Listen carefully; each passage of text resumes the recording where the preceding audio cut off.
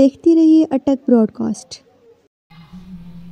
अटक दरियाए सिंध के पुरफ़िज़ा मुकाम पर यहाँ पर ये जो लोग इकट्ठे हुए आप देख रहे हैं, ये एक अजीम बैच हज़रो कॉलेज का है।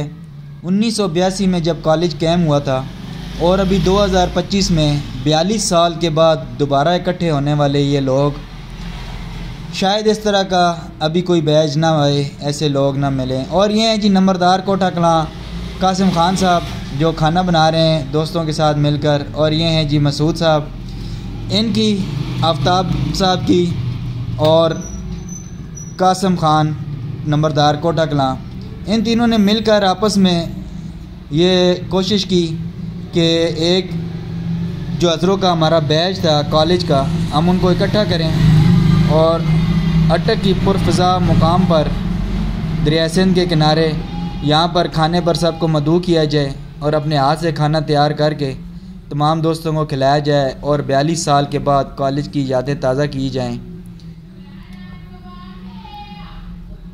तो इसलिए इन लोगों ने एक दूसरे के नंबर हासिल किए, एक दूसरे से मुलाकातें की और फिर सब इकट्ठे हुए और ये नंबरदार कासिम खान अपने दोस्तों को वेलकम करते हुए, और ये जब दोस्त सब इकट्ठे होते हैं तो देखें उनके चेहरों से खुशी यहाँ हो रही है, और ये खुशी अब शायद किसी बैच में किसी ग्रुप में ना मिले, और इतने अरसे बाद शायद कोई ग्रुप हो जो अभी इस उम्र के बाद जो इकट्ठे हो सकें।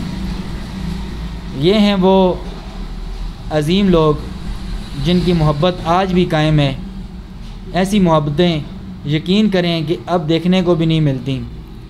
सुन तो सकते हैं फ़िल्मों में ही देख सकते हैं, लेकिन असल में ये वो हीरोज़ हैं। और इनमें नंबरदार कोटा कलां कासिम खान साहब, मसूद साहब और आफ्ताब साहब, इनकी कोशिश ने तमाम दोस्तों को जब एक दफ़ा फिर इकट्ठा किया तो इन लोगों की दीदनी खुशी आप देख रहे हैं। यकीन करें कि मैं वहाँ मौजूद था और मेरी आंखों में आंसू आ रहे थे कि काश हमारा भी ऐसे बैच इकट्ठा हो सकता, लेकिन ये नामुमकिन है। इनकी मोहब्बतों को सल्यूट है और इनके अखलाक को, इनकी मैं क्या बात करूं, आपको क्या बताऊं।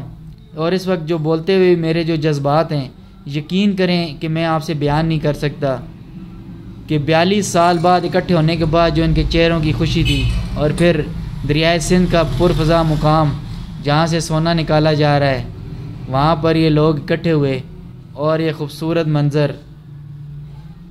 खाना खाने के बाद तमाम लोग नीचे वॉक के लिए दरिया की तरफ जा रहे हैं, और वहाँ पर साथ साथ आपको मंज़र भी दिखाएंगे और इन लोगों की मोहब्बत और ये कॉलेज दौर की बातें और ये कॉलेज दौर की दोस्तियाँ। जब ये जवान थे, आज ये तमाम दादा नाना बन चुके हैं, लेकिन इनकी मोहब्बतों में वही जवानी वाला जोश, वही जज्बा, वही एक दूसरे के साथ उल्फत, एक दूसरे की मोहब्बत।